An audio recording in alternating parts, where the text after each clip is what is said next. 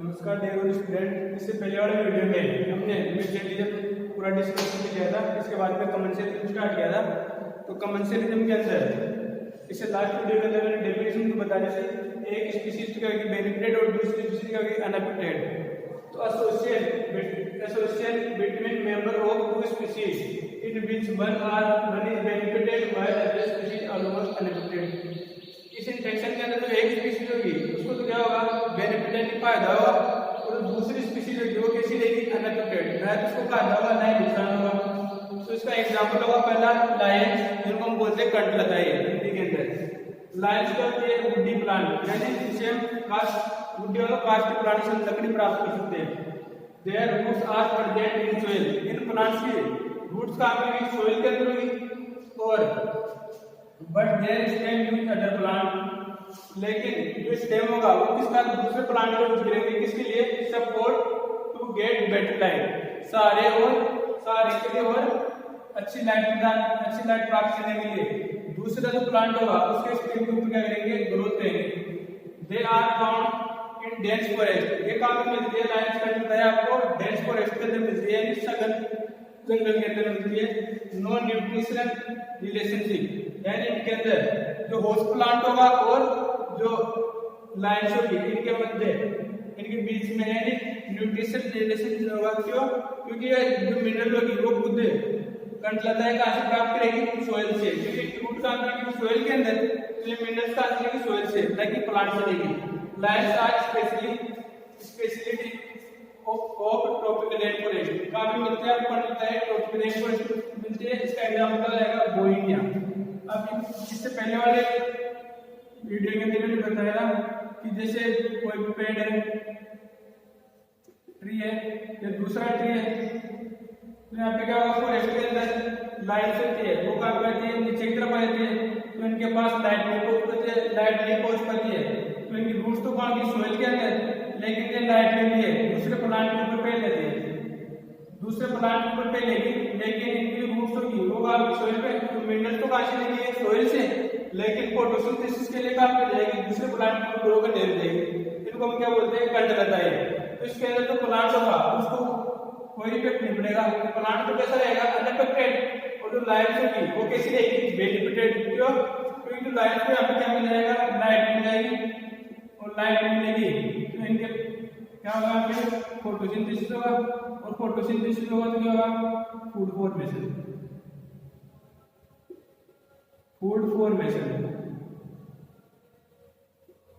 तो यहाँ पे जो लाइन्स है वो तो कैसे रहेगी पॉजिटिव, और जो होस्ट प्लांट वो कैसे रहेगा अनअफेक्टेड। इसी प्रकार इसका दूसरा एग्जांपल क्या है एपिफाइट्स कमर्शियलिज्म का। Small plants grow on other plants in tropical rain forest, यानी जो छोटा प्लांट होगा वो दूसरे प्लांट के ऊपर ग्रो कर देता है, उसको हम क्या बोलते हैं एपिफाइट्स। एपिफाइट्स का मतलब यानी एक प्लांट के ऊपर दूसरा प्लांट ग्रो करना, और एपिजोन का मतलब एक जंतु के ऊपर दूसरा जंतु। अभी यहाँ पे देखो एपिफाइट्स का मतलब ये प्लांट है, जिसके ऊपर ब्रांच है, इस ब्रांच के ऊपर दूसरा पादप ग्रो करा है, लेकिन इसके अंदर रूट्स होगी वो सोइल के अंदर मिलेगी, रूट्स कहाँ पे होगी एयर के अंदर। इन रूट्स को हम क्या बोलते हैं हैंगिंग रूट्स।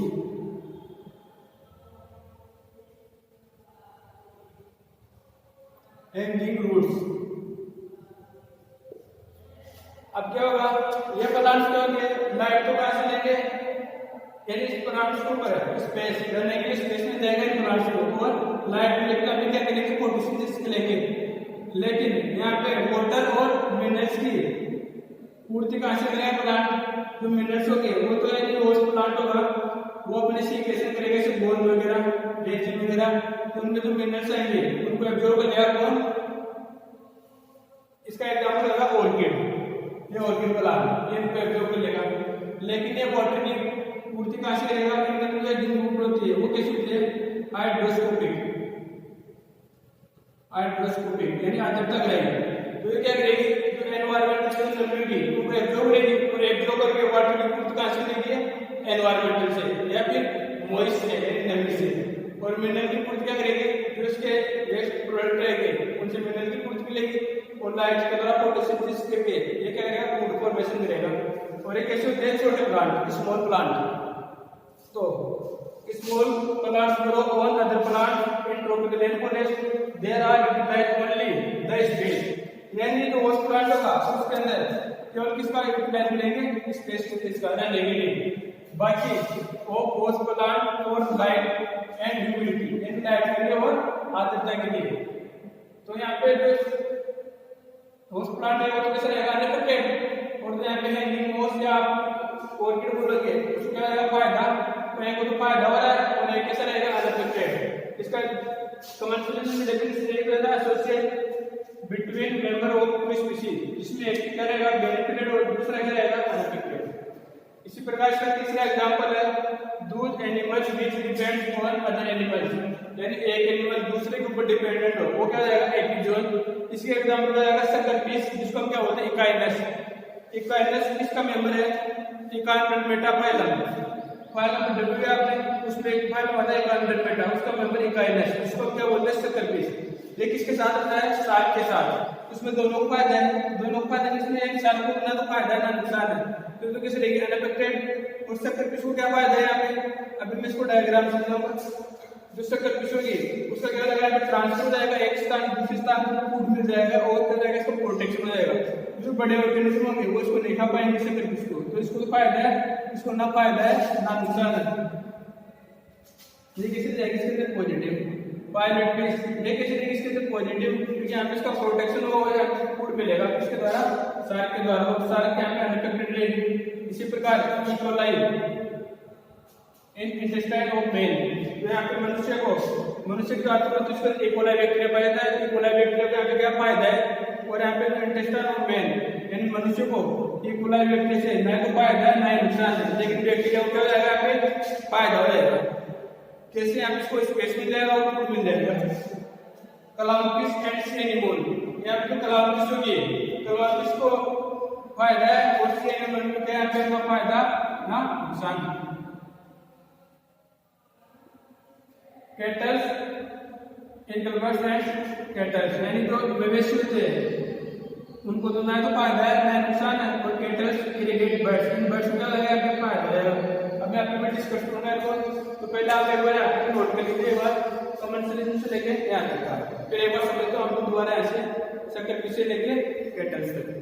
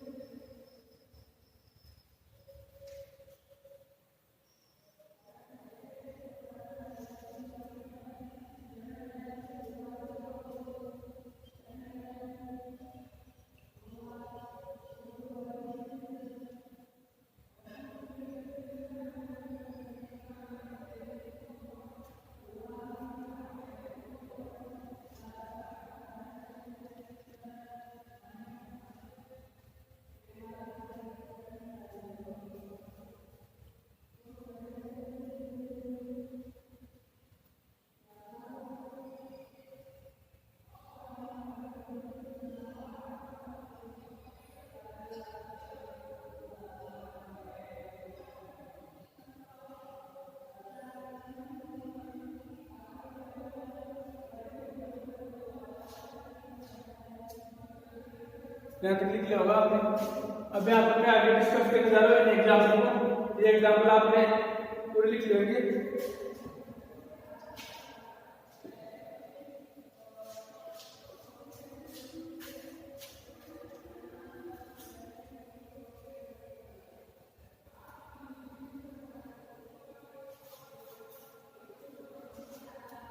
अभी आपने पहला एग्जाम्पल ले रहा हूँ shark fish and sucker fish. तो जो शार्क होती है वो क्या होती है, साइज में बड़ी होती है, और जो सक्कर फिश होगी वो कैसी होती है, छोटी फिश होती है। तो जो शार्क होगी उसको तो क्या है यहाँ पे, वो तो अनअफेक्टेड है, उसको ना तो फायदा है ना नुकसान है।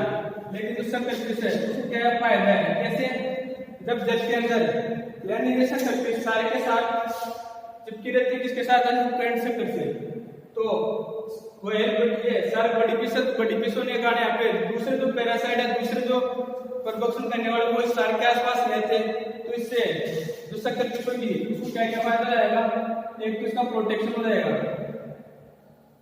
प्रोटेक्शन किससे, दूसरे ऑर्गेनिज्म से। और क्या रहेगा, जब सारी पौधे खाती है या बड़ी मछलियों खाती है तो उसके जो टुकड़े होते हैं वो नीचे गिरते हैं, कौन लेते हैं, शक्कर पीस।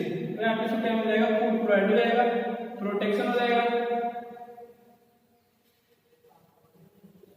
और ट्रांसफर, जिस सार के साथ जानना सार जाएगी तो वहां पे से जाएगी, तो एक स्थान से दूसरे स्थान पे क्या जाएगा, ट्रांसफर हो जाएगा। तो यहाँ पे डिस्ट्रीब्यूशन को पाया जाएगा तो उस सार को तो किस तरीके इफेक्टेड। अब शक्कर पीस के मिलने से सार को कोई प्रभाव नहीं पड़ेगा। शक्कर पीस को क्या क्या फायदा हो गया, तो प्रोटेक्शन हो गया, दूसरी जो सुरक्षा होगी उसकी, और फूड मिल गया और ट्रांसफर हो गया एक स्थान से दूसरे स्थान पर। इसी प्रकार दूसरा एग्जाम्पल सार एंड पायरेट्स। सार क्या इफेक्टेड रहेगी, और जो पायरेट्स होती है वो क्या होती है, इसके साथ घूमती है, इसके साथ में अटैच रहती है। तो साथ घूमने से क्या फायदा जाएगा, पहला तो प्रोटेक्शन, दूसरे ऑर्गेनिज्म से प्रोटेक्शन हो जाएगा इसका, और एक हो जाएगा फूड मिल जाएगा इसको। लेकिन इसका ट्रांसफर नहीं होगा। ट्रांसफर क्यों नहीं होगा, क्योंकि कुछ दूरी तक ही रहेगी। जैसे यहाँ पे तो इसके साथ अटैच है, शार्क इसके साथ में शक्कर पीस को अटैच है, तो ये तो जहाँ शार्क जाएगी इसके साथ में ट्रांसफर जाएगा इसका। लेकिन यहाँ पे दोनों सेपरेट है, तो शार्क जहाँ पे जाएगी वहाँ पे पायरेट्स नहीं जा पाएगी। तो इसके दो फायदे जाएंगे, एक प्रोटेक्शन हो जाएगा और एक क्या मिल जाएगा, इसको फूड मिल जाएगा। तो यहाँ पे इसको 3 फायदे हैं। तो यहाँ पे पायरेट्स रहेगी किस तरह की, पॉजिटिव बेनिफिटेड रहेगी, और शार्क किसी रहेगी, अनअफेक्टेड रहेगी। इसी प्रकार तीसरा एग्जाम्पल है इकोलाई बैक्टीरिया। इसका एग्जाम्पल मैं ऐसे दूं, इकोलाई एंड मैन। अब मैन तो क्या रहेगा, इसके अंदर अनअफेक्टेड 0, और इकोलाई क्या रहेगा, फायदा। कैसे, इकोलाई को क्या मिलेगा, यहाँ पे रहने के लिए एक तो स्पेस मिल गया, और एक क्या मिलेगा, वहाँ फूड मिल जाएगा। और मैन कैसा रहेगा, अनअफेक्टेड। क्यों, क्योंकि इकोलाई के रहने से इंटेस्टाइन के अंदर मछली को कोई प्रभाव नहीं पड़ा, लेकिन बैक्टीरिया को फायदा ना, यहाँ पे फूड मिल जाएगा और स्पेस मिल जाएगा। अब इसी प्रकार चौथा एग्जाम्पल है कलाउनिस और सी एनिमोन। तो जो कलाउनिस होती है, कलाउनिस और सी एनिमोन, तो जो सी एनिमोन है यहाँ पे वो क्या रहेगा, यहाँ पे सी एनिमोन को प्लस और कलाउनिस क्या रहेगा यहाँ पे 0। तो सी एनिमोन आपने फाइलम सिलेंडेटा पढ़ा होगा, उसका मेंबर है। फाइलम सिलेंडेटा में सी एनिमोन की 2 स्टेज पाई जाती है, एक पोलिप और एक मेडुसा। तो जो पोलिप स्टेज होती है वो यहाँ पे पोलिप स्टेज को चारों ओर से कौन तौर पर लेते हैं, यहाँ पे कलाउनफिश, और कलाउनफिश के ऊपर की तरफ मुंह की तरफ टेंटल्स पाए जाते हैं, जिनसे जो दूसरे ऑर्गेनिज्म होते हैं वो कलाउनफिश के पास लेते हैं। कलाउनफिश के आसपास लेते हैं, इससे क्या होगा, सी एनिमोन होगा, उसको क्या हो जाएगा, प्रोटेक्शन मिल जाएगा, इससे दूसरे ऑर्गेनिज्म से। तो यहाँ पे सी एनिमोन होगा वो तो क्या हो जाएगा, पॉजिटिव, यानी इसको तो फायदा हो जाएगा। और जो कलाउनफिश होगा, कलाउनफिश होगा, इसको ना ही फायदा है और ना ही नुकसान है। क्यों, क्योंकि इसके नए सिस्टम को बढ़ाना पड़ेगा और बदले में सी एनिमोन का क्या लगेगा, प्रोटेक्शन हो जाएगा। इसी प्रकार यहाँ पे लास्ट एग्जाम्पल कैटल और cattle irrigate birds and cattle. ये आपने देखा होगा, जब भी आप बरसात के दिनों में जानवर चलते रहते हैं तो उसके आसपास में उनके पैरों से छोटे छोटे मच्छर इंसेक्ट है ना वो ऊपर आ जाते हैं। तो इंसेक्ट को कौन ईटिंग कर लेता है, कौन खा लेता है, बर्ड्स का लेता है। तो जानवरों के चलने से इंसेक्ट को, बर्ड्स को क्या फायदा हो गया, इनको भोजन मिल गया। कौन, छोटे जो भी इंसेक्ट, छोटे इंसेक्ट मच्छर रहेंगे उनको कौन पकड़ता है, उनको कौन कैच कर लेगा, बर्ड्स कैच कर लेंगे। तो यहाँ पे इनको क्या मिल जाएगा, न्यूट्रिशन, पोषण मिल जाएगा, और यहाँ पे इनको ना तो फायदा ना नुकसान। तो यहाँ पे जो बर्ड्स होंगे उनको क्या मिल जाएगा, फूड या न्यूट्रिशन, और ये कैसे रहेंगे, खाना पर कट रहेंगे। तो जो पॉजिटिव इंट्रैक्शन थी, जो इंट्रास्पेसिफिक इंट्रैक्शन वो स्टार्ट की थी मैंने, उसके अंदर पहला था म्यूचुअलिज्म। म्यूचुअलिज्म के मैंने टोटल 7 एग्जाम्पल दिए थे।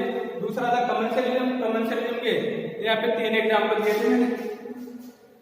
कमेंसलिज्म के तीन एग्जाम्पल जाएंगे, कौन कौन से? पहला तो जाएगा इसके अंदर लाइन्स कंटिन्यूटी, दूसरा हो जाएगा एपिफाइट्स, एपिफाइट्स का एग्जाम्पल मैंने बता दिया ऑर्किड और एंगिमोस, और तीसरा है एपिजोन्स यानी अधिजंतु। जो पहला था इसके अंदर कंटिन्यूटी, उनकी जो रूट्स होती है वो तो कहाँ होती है? सॉइल के अंदर होती है, लेकिन वो लाइट के लिए दूसरे प्लांट्स के स्टेम के ऊपर क्या करते हैं? ग्रो करते हैं, तो उनको क्या लाइट मिलती है, और जो प्लांट होगा वो कैसा रहेगा? अनअफेक्टेड रहेगा।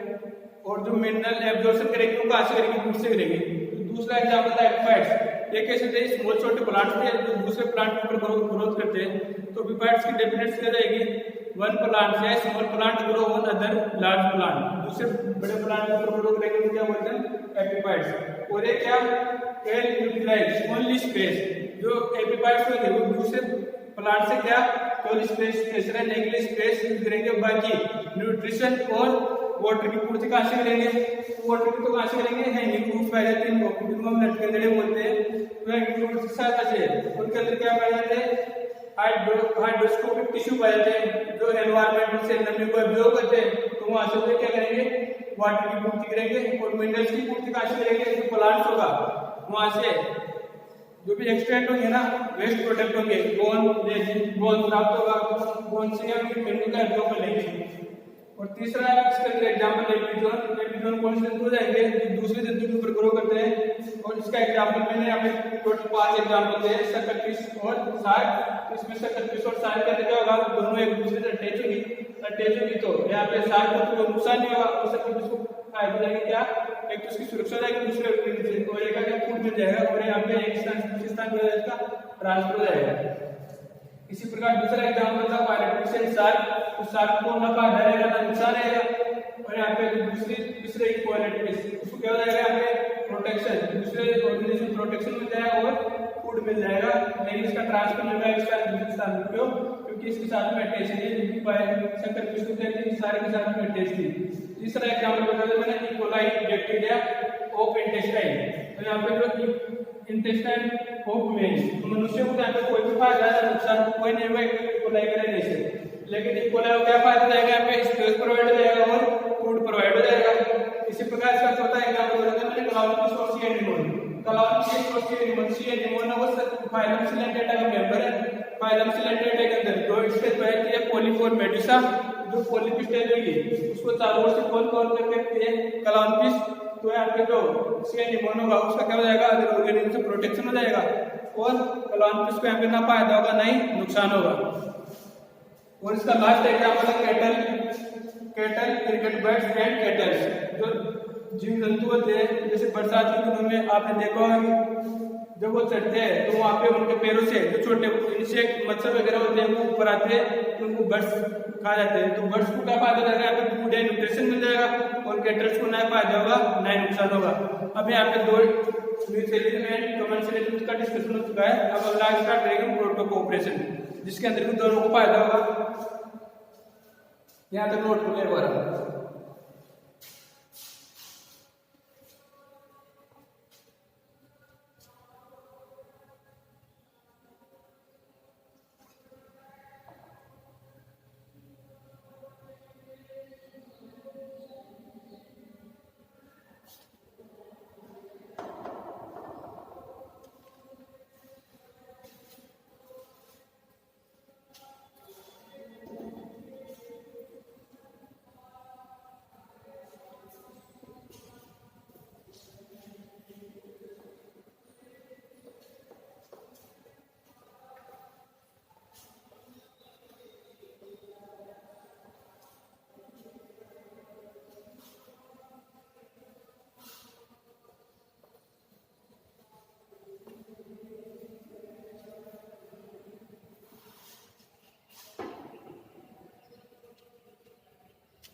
अब यहाँ पे जो मैंने धनात्मक का पॉजिटिव एंट्री स्पेसिफिक इंटेक्शन स्टार्ट की थी, उसमें कैपिटल में मैंने म्यूचुअलिज्म कंप्लीट करा दिया, उसके साथ एग्जांपल थे। दूसरा था कमर्शियलिज्म के टोटल मैंने 3 एग्जांपल दिए थे। अब तीसरा स्टार्ट कर रहा हूँ, इसके अंदर प्रोटो कोऑपरेशन यानी capital C.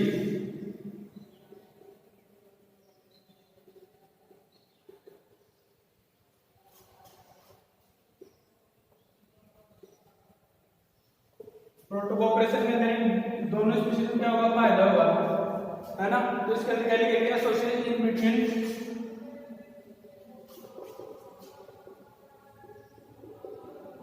association in between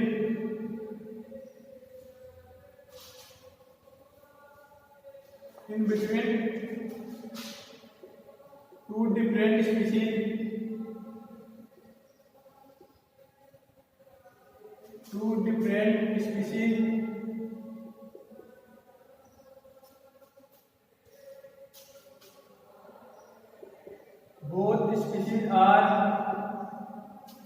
both species are benefited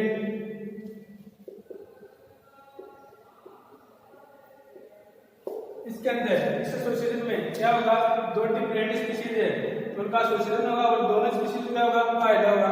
लेकिन मैंने इसके अंदर जब पहले स्टार्ट किया था इंटेक्शन, उसके अंदर क्या बोला था, ये जो रिलेशनशिप होगा वो कैसा होगा, फैकल्टेटिव। वहां पे तो क्या था, ऑब्लिगेटरी रिलेशनशिप, ये क्या था, facultative relationship. This relationship are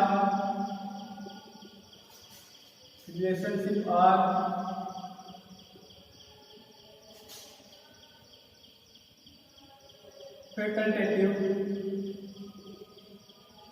relationship, यानी फैकल्टेटिव मतलब यहाँ पे विकल्पी, यानी इसका तो ऑप्शन होगा, जरूरी नहीं का दोनों स्पीशीज साथ साथ रहे, दोनों स्पीशीज से अपडेट रहेगी। यहाँ पे लिखता हूँ both species are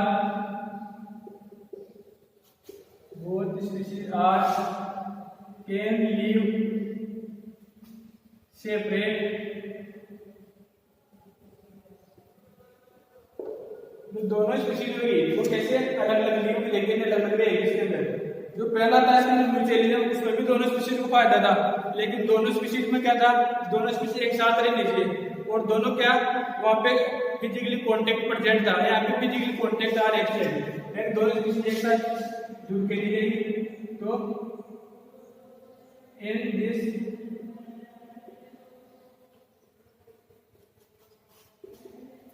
physically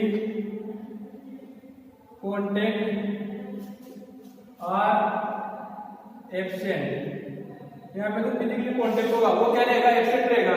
mutualism में तो क्या है, दोनों स्पीशीज एक साथ रहती थी और यदि आप एक स्पीशीज को उठाते हो तो दूसरी स्पीशीज अपने आप ही उसकी डेथ हो जाती थी। यहाँ पे क्या होगा, दोनों स्पीशीज अलग अलग रहेगी और दोनों में से जब आप एक स्पीशीज को उठाओगे तो दूसरी स्पीशीज यहाँ पे डेथ नहीं होगी। तो यहाँ पे इसका एग्जाम्पल देता हूँ। पहला एग्जाम्पल क्रोकोडाइल, मगरमच्छ, क्रोकोडाइल एंड बर्ड्स, मगरमच्छ एंड पक्षी। अब यहाँ पे दोनों स्पीशीज को पाया जाए, दोनों एक साथ रहेगी और दोनों को क्या मिलेगा, बेनिफिट मिलेगा। लेकिन दोनों यहाँ पे कैसे फिजिकल कांटेक्ट में नहीं रहेगी और दोनों क्या अलग अलग रहेगी और यहाँ पे जो रिलेशनशिप होगा कैसा होगा, फैकल्टेटिव होगा। कैसे, जो क्रोकोडाइल मगरमच्छ होगा दिल के अंदर था, तो यहाँ पे जैसे वो मछली वगैरह का क्या था, उसके अंदर दांतों के अंदर क्या पैरासाइट रह जाते हैं। तो यहाँ पे पैरासाइट प्रेजेंट इन टीथ,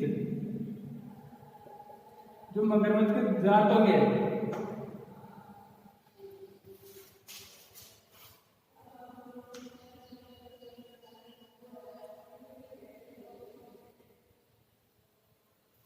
तो मगरमच्छ के दांत होंगे,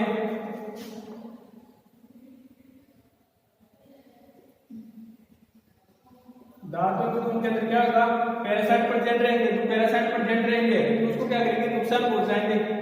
और यहाँ पे तो मगरमच्छ क्या करता है, जैसे भोजन के अंदर क्या आता है, फिर बाहर आके मुंह ओपन करके बैठ जाता है उसके अंदर। तो बर्ड्स क्या करेंगे, वहां पे जो पैरासाइट होंगे उनको रिमूव कर देंगे। रिमूव कैसे, तो यहाँ पे बर्ड्स रिमूव ऑफ पैरासाइट। अब यहाँ पे जब बर्ड्स इन मगरमच्छ के टिप से है ना पैरासाइट को रिमूव करेंगे तो इसको फायदा हो जाएगा और इसको फायदा हो जाएगा, बर्ड्स को किस पास जाएगा, इनको क्या मिल जाएगा, फूड। और मगरमच्छ को क्या फायदा हो गया, यहाँ पे इसके जो टीथ के अंदर जो पैरासाइट प्रेजेंट थे वो हट गए, तो यहाँ पे दोनों स्पीशीज को क्या फायदा हो गया, और दोनों स्पीशीज एक साथ ये दोनों में किसी प्रकार का फिजिकल कॉन्टेक्ट नहीं आता, ना दोनों एक दूसरे से कनेक्ट है और ना ही एक दोनों एक दूसरे से सेपरेट भी रह रही है। और यहाँ पे रिलेशनशिप होगा फैकल्टेटिव। अब ऐसे थोड़ी होगा कि यहाँ पे ऐसे बर्ड को पैरासाइट निकले और ना तो बर्ड की डेथ होगी और ना ही पैरासाइट से क्रोकोडाइल मगरमच्छ की डेथ होगी, तो यहाँ पे दोनों की डेथ नहीं होगी, लेकिन फायदा दोनों को है। अब इसी प्रकार इसका दूसरा एग्जाम्पल है टिक बर्ड्स एंड राइनोसोर्स।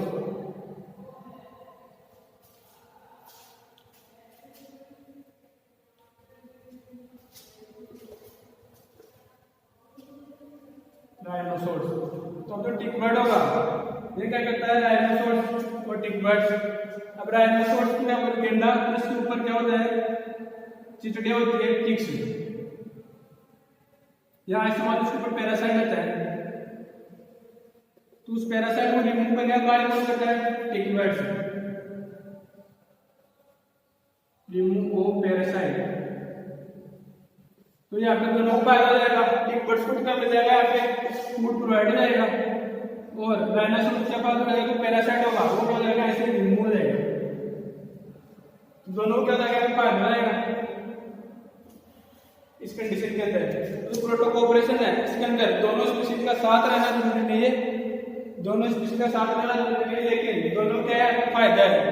तो ये इसके दो एग्जाम्पल है, टोटल लाइनिंग जो पॉजिटिव है, पॉजिटिव इंट्रास्पेसिफिक इंटरेक्शन को डिस्कस कर लिया मैंने। इसके पहला टॉपिक था ए म्यूचुअलिज्म, म्यूचुअलिज्म का दूसरा था कमर्शियलिज्म, तीसरा प्रोटोकोऑपरेशन। म्यूचुअलिज्म और प्रोटोकोऑपरेशन में दोनों स्पीशीज को फायदा होता है, लेकिन वहाँ पे म्यूचुअलिज्म में जो दोनों स्पीशीज होगी वो कैसे होगी, ऑब्लिगेटरी रिलेशनशिप में होगी, और यहाँ पे जो होगी वो कैसे होगी, फैकल्टेटिव रिलेशनशिप में होगी। वहाँ पे दोनों स्पीशीज का साथ रहना अनिवार्य है, और दोनों स्पीशीज एक साथ रहेंगे, एक स्पीशीज को आप सेपरेट करोगे तो दूसरी स्पीशीज को अपने आप डेथ रहती है, लेकिन यहाँ पे दोनों स्पीशीज को आप पहले बात तो रहती है दोनों सेपरेट है, लेकिन एक स्पीशीज की बिना दूसरी स्पीशीज का जो जीवन लाइफ स्पेन है उसको कोई भी इफेक्ट नहीं पड़ेगा यहाँ पे। और वहाँ पे म्यूचुअलिज्म में क्या होगा, दोनों में फिजिकल कॉन्टेक्ट प्रेजेंट है, यहाँ पे क्या फिजिकल कॉन्टेक्ट एब्सेंट है।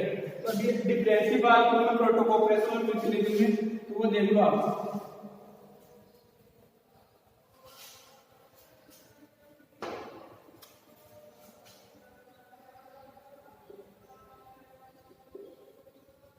एक साइड म्यूचुअलिज्म, एक साइड में प्रोटोकोऑपरेशन।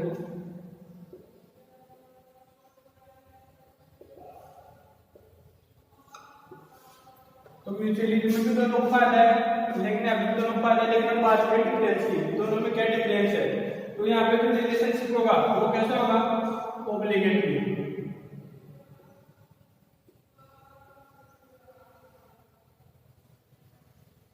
Obligatory relationship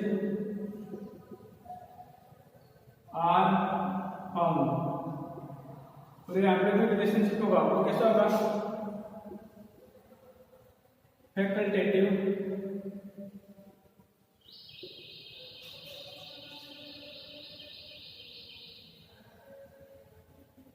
relationship are found. पहला डिफरेंस क्या था इसके अंदर, तो म्यूचुअलिज्म में रिलेशनशिप था वो कैसा था, ऑब्लिगेटरी यानी अविकल्पी, और यहाँ पे क्या है, विकल्पी, यहाँ पे ऑप्शन है दूसरा। और यहाँ पे जो स्पीशीज थी बहुत स्पीशीज वो कैसी थी, यहाँ पे दोनों की दोनों एक साथ लिव करी थी, और यहाँ पे दोनों कैसे लिव करी, separate. Both species are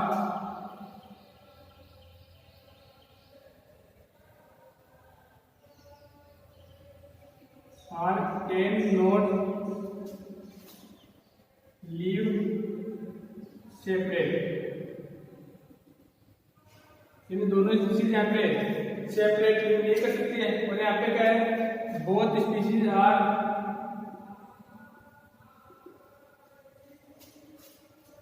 can live separate, दोनों स्पीशीज अलग अलग लिव करती है यहाँ पे। और यहाँ पे म्यूचुअलिज्म में क्या था, फिजिकल कॉन्टेक्ट था present.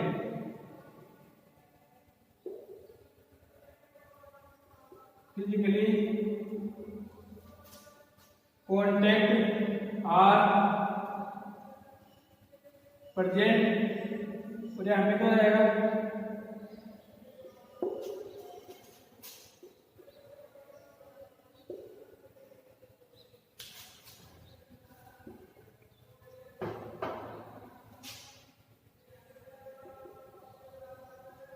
Physically contact are absent. यहाँ पर दोनों स्पीशीज है ना एक साथ ली गई। ये तीन डिफरेंस थे किसके अंदर, मिस्टेलिज्म और प्रोटोकोऑपरेशन के अंदर। डिफरेंस की बात करो मैं, दोनों में सिमिलरिटी तो क्या है, दोनों स्पीशीज को फायदा होगा तो यहाँ पे, लेकिन डिफरेंस की तो जाएगी तीन। पहला उसका जाएगा म्यूचुअलिज्म में तो ऑब्लिगेटरी रिलेशनशिप होगी, और यहाँ पे कौन सा जाएगी, फैकल्टेटिव रहेगी। म्यूचुअल और यहाँ पे ऑब्लिगेटरी का मतलब मैंने बता दिया विकल्पी, फैकल्टेटिव मतलब यहाँ पे ऑप्शन होगा विकल्पी। बहुत स्पीशीज आ गए हैं और सेपरेट, यहाँ पे दोनों स्पीशीज को आप अलग नहीं कर सकते हो। यदि आप दोनों स्पीशीज में से एक स्पीशीज को अलग करें तो दूसरी स्पीशीज का डेथ जाएगी। यहाँ पे बहुत स्पीशीज आ गए हैं लिव सेपरेट, यहाँ पे अलग अलग रहती है, एक स्पीशीज को अलग करने से दूसरी स्पीशीज को कोई इफेक्ट नहीं पड़ेगा। और यहाँ पे म्यूचुअलिज्म में क्या होगा, फिजिकल कॉन्टेक्ट आर प्रेजेंट, वहाँ पे एक स्पीशीज दूसरी स्पीशीज क्या होती है, जुड़ी रहती है। और यहाँ पे क्या होगा, फिजिकल कॉन्टेक्ट आर एब्सेंट। यहाँ पे कंप्लीट हो गया पॉजिटिव इंटर स्पेसिफिक इंटरेक्शन। अब हम स्टार्ट करेंगे नेगेटिव इंटर स्पेसिफिक इंटरेक्शन। तो यहाँ पे मैं पॉजिटिव की बात पूरी कर चुका हूँ, म्यूचुअलिज्म चाहे कमेंसलिज्म चाहे प्रोटोकोऑपरेशन तीनों अपन लेना। अब मैं यहाँ पे स्टार्ट कर रहा हूँ नेगेटिव इंटर स्पेसिफिक इंटरेक्शन। यहाँ तक नोट पूरे हो रहा है।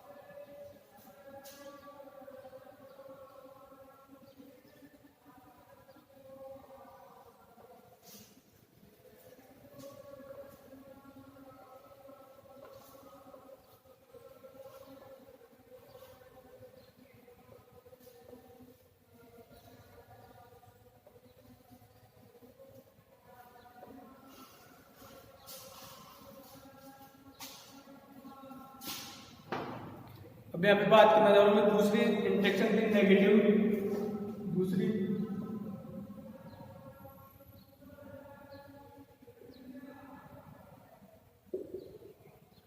Negative inter specific interaction.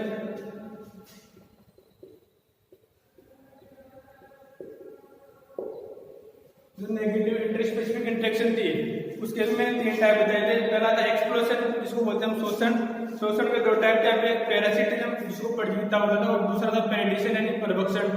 तो जो पैरासिटिज्म होता है पेरिडिशन, इन दोनों में एक स्पीशीज को फायदा होता है और दूसरी स्पीशीज को नुकसान होता है। और दूसरा प्रकार था वो था एमेंसलिज्म, जिसको अंदर प्रतियोगिता बोलते हैं। इसमें एक स्पीशीज को तो नुकसान है और दूसरी स्पीशीज को ना फायदा है ना नुकसान है। और तीसरी इंटरेक्शन थी उसको बोलते हैं कॉम्पिटिशन, स्पर्धा। स्पर्धा के अंदर दोनों स्पीशीज को क्या होगा, नुकसान होगा। तो यहाँ पे जो नेगेटिव इंटर स्पेसिफिक इंटरेक्शन है उसके में टोटल तीन टाइप बताए थे। पहले स्मॉल है, इसको बोलते हैं एक्सप्लोजन, शोषण। इसके में दो प्रकार बताए थे, फर्स्ट और सेकेंड। फर्स्ट का कौन सा जाएगा इसके अंदर, पैरासिटिज्म,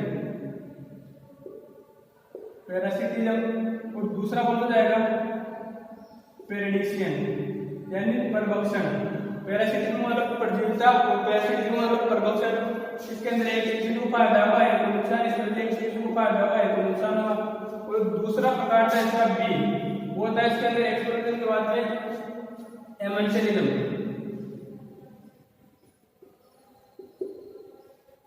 एमेंसलिज्म में क्या होगा, एक स्पीशीज को नुकसान हुआ है, एक स्पीशीज को ना फायदा ना नुकसान।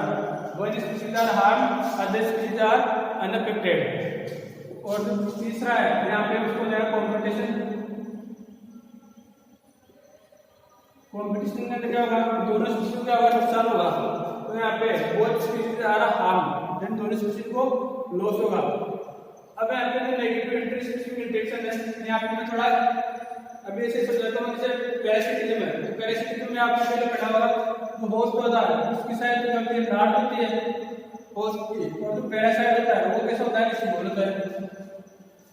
पैरासाइट कैसा होता है, स्मॉल, और होस्ट कैसा होता है, लार्ज। तो जो यहाँ पे जो होस्ट होगा उसको तो क्या होगा, नुकसान होगा, और जो पैरासाइट होगा उसको क्या होगा, फायदा होगा। तो होस्ट लार्ज, पैरासाइट कैसा होगा, स्मॉल। अब यहाँ पे जो पैरासाइट होगा वो होस्ट को कैसे नुकसान पहुंचाता है, तो यहाँ पे कैसे रहेगी, कमजोर कर देगा, कमजोर करेगा तो इससे क्या इफेक्ट होगा, होस्ट के ऊपर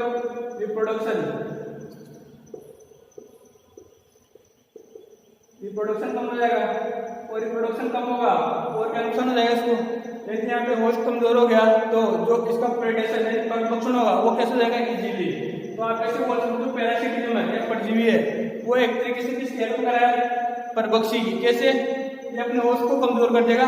यदि होस्ट ही कमजोर हो गया यहाँ पर तो फिर ये क्या होगा, परभक्षी होगा वो इसके होस्ट को आराम से केस कर लेगा। तो पैरासाइट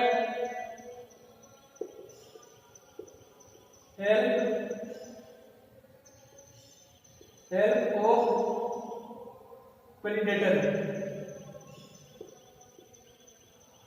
यानी एक तरीके से जो पैरासाइट होगा वो किसकी हेल्प कर रहा है, प्रेडेटर की, परभक्षी की, जिससे क्या होगा, परभक्षी इसको आराम से कैच करके ईट कर लेगा। और यहाँ पे जो प्रेडेशन होगा इसका अंदर क्या होगा, जो यहाँ पे परे जैसे मान लो सीड है,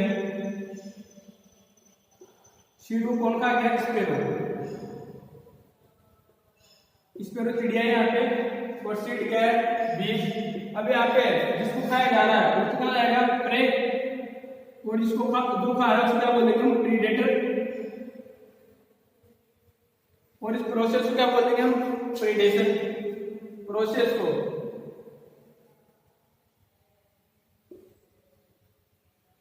प्रीडेशन यानी परभक्षण, जिसको खा रहा है उसको क्या बोला है, प्रे, और जो खा रहा है उसको क्या बोलते हैं, प्रीडेटर यानी परभक्षी, और इसकी जगह क्या बोल देंगे, प्रीडेशन यानी परभक्षण। अब इसके अंदर इन दोनों में डिफरेंस क्या है, जिसको खा रहा है उसको नुकसान हो गया, जिसको खा रहा है उसको फायदा हो गया। यहाँ पे एक उपाध्याय को नुकसान है, यहाँ पे एक उपाध्याय को नुकसान था, लेकिन यहाँ पे टाइम लगता है पैरासिटिज्म में वो अधिक है। जैसे लाइफ टाइम के लिए पैरासाइट होता है वो यहाँ पे अपने होस्ट के साथ लीव करता है, लेकिन यहाँ पे टाइम नहीं लगता है। सीड स्पोर स्पेरो चिड़िया है, सीड खाने में टाइम नहीं लगती है। इसी प्रकार से आपको समझ सकते हो प्रेडेशन को, जैसे ग्रास को यहाँ पे कौन खाए, ग्रास को गोट, बकरी को डॉग, और डॉग को लॉयल।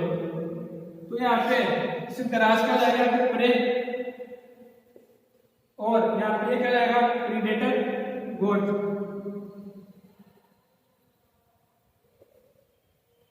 और प्रोसेस क्या कहलाएगी, प्रीडेशन। इसी प्रकार आप यहाँ पे आओगे तो ये क्या हो जाएगा, प्रे, ये क्या हो जाएगा, प्रीडेटर, और प्रोसेस क्या कहलाएगी, प्रीडेशन। तो परभक्षण के अंदर क्या होता है, कैच किल ईट, यानी पहले तो क्या करेगा, उसको पकड़ेगा और फिर उसको मारेगा और फिर खा जाएगा। लेकिन पैरासिटिज्म में क्या होता है, टाइम अधिक लगता है। एमेंसिलिज्म की बात करूं, एमेंसिलिज्म के अंदर क्या होगा, यहाँ पे एक स्पीशीज को ना तो फायदा है और ना एक स्पीशीज को फायदा है ना नुकसान है, दूसरी स्पीशीज को क्या नुकसान होगा। तो इसके अंदर एमेंसिलिज्म के अंदर प्रतियोगिता के अंदर आपने एग्जाम्पल पढ़ा होगा एंटीबायोटिक्स। तो जो पहले एंटीबायोटिक्स की खोज की थी वो पेनिसिलियम नोटेटम से हुई थी। तो वहाँ पे जो पेनिसिलियम नोटेटम जो बन जाए उसने किसका सीक्रेशन किया था, पेनिसिलियम का सीक्रेशन किया था। तो पेनिसिलियम के सीक्रेशन से किसकी ग्रोथ पे इफेक्ट पड़ा था, स्ट्रेप्टोकाइफाइलोसिस बैक्टीरिया। तो यहाँ पे जो पेनिसिलियम के ऊपर तो क्या हुआ, ना तो फायदा पेनिसिलियम को, ना नुकसान, क्योंकि वहाँ पे जो पेनिसिलियम की सेल है उसका सीक्रेशन करिए पेनिसिलिन का, लेकिन उस पेनिसिलिन से नुकसान किसको हो रहा है, बैक्टीरिया को। कौन से बैक्टीरिया को, स्ट्रेप्टोकाइफाइलोसिस बैक्टीरिया। तो इसके अंदर वो कौन सी इंटेंशन जाएगी, एमेंसिलिज्म। इसी प्रकार आपने दूसरा एग्जांपल देखा होगा तो उसके अंदर जैसे वाटर के अंदर एल्गी है, ब्लूग्रीन एल्गी के द्वारा हाइड्रोक्सिल एमिनो एसिड का सीक्रेशन किया जाए। तो तो हाइड्रोक्सिल एमिनो एसिड का सीक्रेशन क्या होगा, वहां पे जो फिश होगी वाटर के अंदर, वो फिश होगी तो उनका क्या होगा, ग्रोथ होगी वो क्या रहेगी, इनहिबिट हो जाएगी। तो जो बिलिरुबिन एल्गी है उसमें तो किसका सीक्रेशन क्या है, हाइड्रोक्सिल एमिन का। तो हाइड्रोक्सिल एमिन का सीक्रेशन करने से बिलिरुबिन एल्गी के ऊपर तो कोई इफेक्ट नहीं पड़ा, लेकिन जो दूसरी फिश है उनकी ग्रोथ क्या होगी, वो रुक गई। अब तीसरे इंटेक्शन पॉइंट यहाँ पे कंपटीशन क्या होगा, दोनों स्पीशीज को नुकसान होगा। दोनों स्पीशीज को नुकसान होगा तो इसका एग्जांपल है कंपटीशन का, जैसे कोई भी दो सिमिलर स्पीशीज है तो वहां पे उनका फूड सोर्स है ना, फूड सोर्स वो कैसा है, लिमिटेड, और फूड सोर्स कैसा है, सेम। दोनों का फूड सोर्स भी सेम है और वो भी लिमिटेड है। तो उस कंडीशन के अंदर दोनों स्पीशीज में क्या होगा, झगड़ा होगा तो दोनों स्पीशीज को क्या होगा, नुकसान होगा ये कंपटीशन में। अब यहाँ पे जो नेगेटिव इंट्री स्पेसिफिक इंटरेक्शन है इसको डिटेल से हम अगले वीडियो के अंदर डिस्कस करेंगे। Thank you.